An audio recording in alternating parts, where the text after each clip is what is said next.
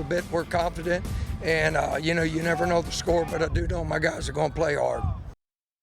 Hey, check it out. Harlingen South had a huge game this past week against Brownsville-Hanna. The winner gets to stay in the playoff hunt. And yes, Harlingen South does get to stay in the playoff hunt because they got it done, making the big touchdown run there. And Brandon Villarreal at quarterback doing it for the Hawks as well as they get the win over Brownsville-Hanna. So let's take a look at the district standings there. And you see San Benito and Los Fresnos and Harlingen all tied. They're at 4-1, but they're now tied with Brownsville Veterans at 3-2. Is Harlingen South. Hanna, Lopez, and Rivera falling behind right there. This week it will be huge. Harlingen South at San Benito, Los Fresnos at Brownsville Veterans. But first, let's talk about Harlingen South and Brownsville-Hanna. Hanna just can't catch a break, it doesn't seem, Andrew. No, you know what, and it's sad in that respect. Hanna's had such a good team this year. It just, but a couple of plays just haven't gone their way in almost every district game they played, and it just seems like it's either it goes their way or it doesn't. It's went their way once. They got a district win, but the breaks are just not falling for them this year, which is unfortunate because they're a very talented team. So yeah. Meanwhile, another Brownsville team that couldn't get any breaks. Brownsville Veterans against Harlingen this past Thursday night, Joe. Harlingen just put the pedal to the metal defensively and kept Brownsville Veterans off the board in that game. Leo Tiendo ran all over them as well. But welcome back, Harlingen defense, the defense that everyone saw the first half of the week in Reagan back in their first game of the year. Welcome back. If this is the real defense, then get ready for a long ride. What are your thoughts on Brownsville Veterans and their game against Harlingen? I know you were there on Thursday night. They, you know what, they look very timid, and it was unfortunate, but I don't know if they just went over their loss when they played San Benito the week before, but they looked very timid. They just didn't look as good as they had earlier in the season. And but I mean, I will say that Harlingen played very well, and their defense was outstanding against that game. But I just think they need to get something to bounce back. So we talked about Brownsville Veterans in the gauntlet. They take on Los Fresnos at home this week.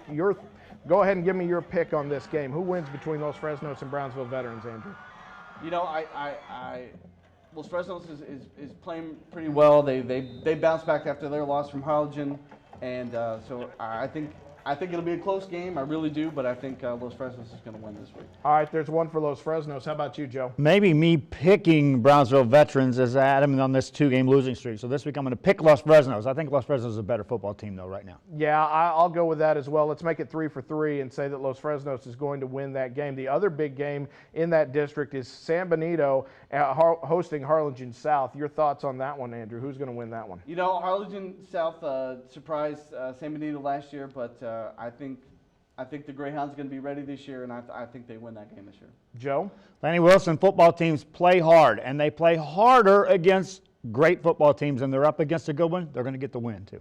All right, I'm going with San Benito on this one.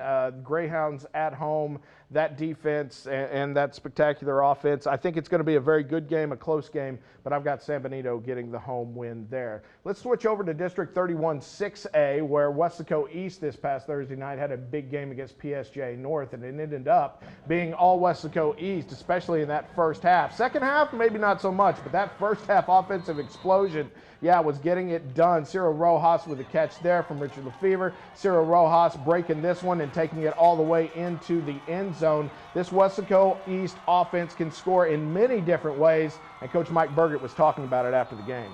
East passed the ball? East did pass the ball. You know, that young man, that sophomore, is doing a great job. You know, he threw a touchdown.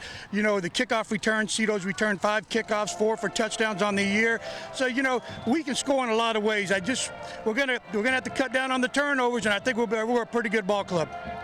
Yeah, turnovers did hurt Weslaco East in that second half, but by that it was far too late. Weslaco East, Weslaco, and PSJ North have all clinched playoff spots. That final playoff spot might come down to Week 11 between Economides and Edinburgh North, but this week Economides has got Weslaco coming their way, and Weslaco and Weslaco East is the way it looks, Joe, in this one. Tinaco Bowl, what are we up to? Tinaco Bowl 4, right? And it might not mean anything about who you play in the playoffs, but it's going to mean something between these two teams when they finally face off. And I guess you could just say as expected, because that's what everyone said at the beginning of the year. Weslaco East, who's going to win the district? The winner of that football game. Now, we'll talk about it later on, how that changes up. But boy, both doing what they need to do getting better, winning football games. Andrew, 31-6A shaking out about like we thought, and it's going to come down to that final week between for a district title and for the fourth place team in that district. Yeah, I think so as well. I think that's kind of what everybody kind of expected, and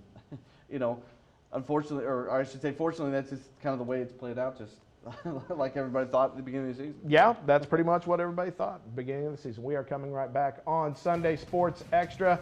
We're going to talk a little bit about District 36A and what is happening there. How about the Mission Eagles continuing their climb, looking good with defense and offense? And a surprise from McAllen Memorial as Trevor Spates goes Iron Man against Mac High. It's all next on Sunday Sports Extra.